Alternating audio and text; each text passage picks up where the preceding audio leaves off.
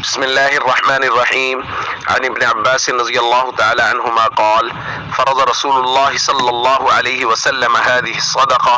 صاعا من تمر أو شعير أو نصف صاع من قمح. رواه ابو داود. ابن عباس رضی اللہ تعالیٰ عنہ بیان فرماتے ہیں کہ رسول اللہ صلی اللہ علیہ وسلم نے یہ صدقہ یعنی صدقۃ الفطر اس کو مقرر کیا ہے 1 سا کھجور سے ہو یا 1 سا جو سے ہو یا نصف سا ہو گندم سے، اور بعض روایات میں کشمش کا ذکر ہے کہ 1 سا کشمش کا ہو۔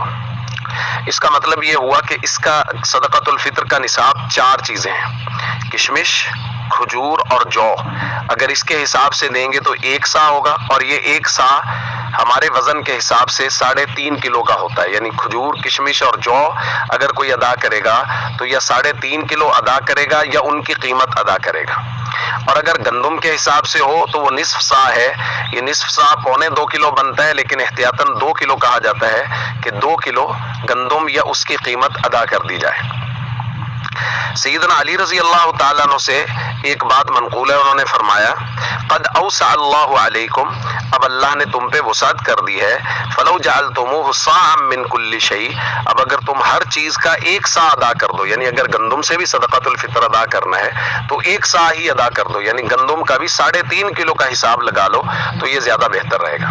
لہٰذا مالدار لوگوں کو یہ چاہیے کہ وہ صدقۃ الفطر یا تو کشمش، کھجور اور جو کے حساب سے ادا کریں، یعنی زیادہ صدقۃ الفطر ادا کریں، اور اگر گندم کے حساب سے ادا کرنا ہے تو گنجائش تو ہے کہ اس کا نصف سا یعنی 2 کلو گندم احتیاطاً اس کا حساب ادا کر دیں، لیکن اگر 3.5 کلو کا ادا کر دیں تو یہ زیادہ بہتر ہے۔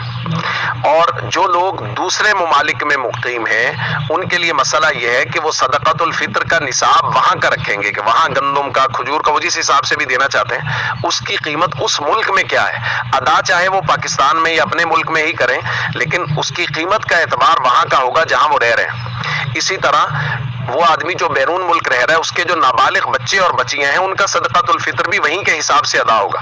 مثال کے طور پہ کوئی آدمی سعودی عرب میں رہ رہا ہے تو وہ اپنے صدقۃ الفطر کا حساب سعودی عرب کے حساب سے لگائے گا، اور اپنے نابالغ بچوں اور بچیوں کا نصاب بھی سعودی عرب کے حساب سے بنائے گا، گو کہ اس کو ادا وہ اپنے ملک میں ادا کر دے، وہ چاہے پاکستان میں کر دے یا جس ملک میں رہتا ہے وہاں کا ادا کر دے۔ تو یہ صدقۃ الفطر کے احکام ہیں، بہت محبت کے ساتھ صدقۃ الفطر ادا کرنا چاہیے اور بر وقت ادا کرنا چاہیے۔ السلام علیکم ورحمۃ اللہ وبرکاتہ۔